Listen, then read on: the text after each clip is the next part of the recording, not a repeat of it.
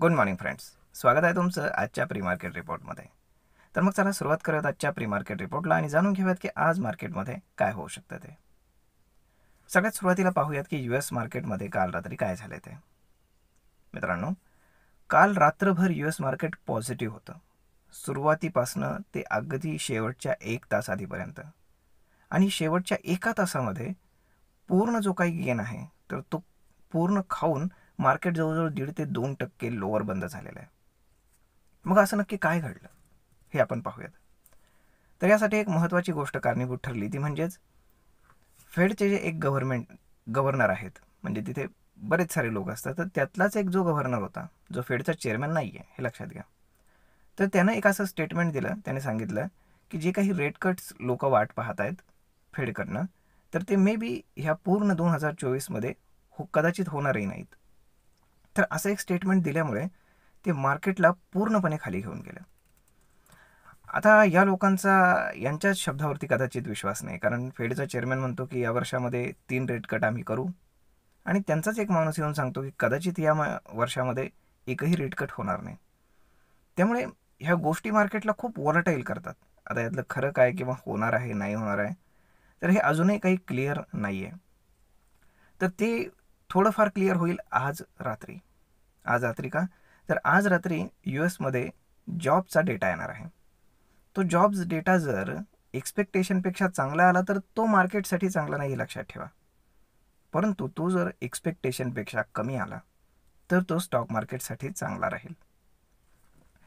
आता ह्या एका स्टेटमेंटमुळे तुम्ही जर पाहिलं तर US डॉलर जो आहे तर तो पुन्हा वाढायला लागला आहे. बॉन्ड यील्डसुद्धा वाढायला लागले, की जे मार्केटसाठी चांगलं नाही. आणि क्रूड ऑइल ऑलरेडी $90 क्रॉस करून पुढे गेलं आहे. आणि यामुळेच आपल्या इंडियन इकॉनॉमीवरती प्रेशर येणार आहे, हे मात्र नक्की. आता जर आपण एशियन मार्केट जर पाहिले तर हे सगळे ॲज युजल मिक्स आहेत. काही अप काही डाऊन, परंतु मोस्टली डाऊन आहेत. कारण US एवढा मोठा फॉल झाला तेही एका स्टेटमेंटमुळे, त्यामुळेच. आता आज रात्री जे काय होईल त्याच्यावरती बऱ्याचशा गोष्टी डिपेंड आहेत, हे लक्षात घ्या. आता सगळ्यात महत्त्वाची गोष्ट येऊयात आपल्या इंडियन मार्केटकडे. आपलं जे मार्केट आहे तर ते ग्लोबल क्यूजना कमी फॉलो करतं आणि स्वतःच्याच मूडमध्ये जास्त चालतं असं दिसतंय. कारण US मार्केट मार्चमध्ये 7 ते 8% वर गेलं होतं, परंतु आपलं मार्केट जागेवरच होतं. म्हणजे मधला जो डिफरन्स आहे तर तो मॅच व्हायला पाहिजे, पण तो काही होताना दिसत नाही. परंतु आता US मार्केट पुन्हा डाऊन होतं आहे आणि आपलं मार्केट वर जातं आहे, म्हणजे कदाचित तो डिफरन्स कुठेतरी मध्ये मॅच होईल. आता आपल्या मार्केटचा जर अंडरलाईन करंट पाहिला तर तो बुलिश आहे, हे लक्षात घ्या. त्यामुळे मार्केटला कुठेही शॉर्ट करण्याचा प्रयत्न करू नका.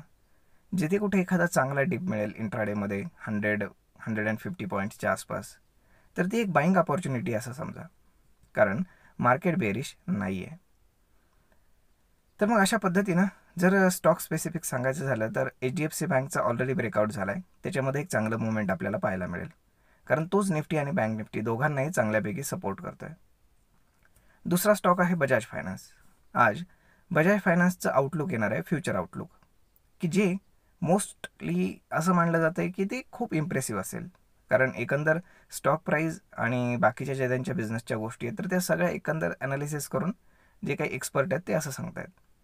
त्यामुळे आज बजाज फायनान्समध्ये देखील तुम्हाला चांगल्यापैकी मुवमेंट आणि ट्रेड्स मिळू शकतात. तर मग मित्रांनो, अशा पद्धतीनं आजचं मार्केट राहू शकतं. मार्केट बुलिश आहे, त्यामुळे एन्जॉय करा. आणि यामध्ये IT आणि बँकिंग हे दोघेही कॉन्ट्रीब्यूट करत आहेत, हे लक्षात ठेवा. ITत जर तुम्ही पाहिलं तर TCS असेल, विप्रो वगैरे, काल टेक महिंद्रासारखा एकदम लूज शेअरसुद्धा चांगला वरती गेला. फक्त इन्फोसिसचं म्हणावं असं काही चांगलं ग्रोथ दिसत नाही आहे, परंतु इन्फोसिससुद्धा आज ना एक 2-4 दिवसामध्ये तो कॅचअप करून जाईल.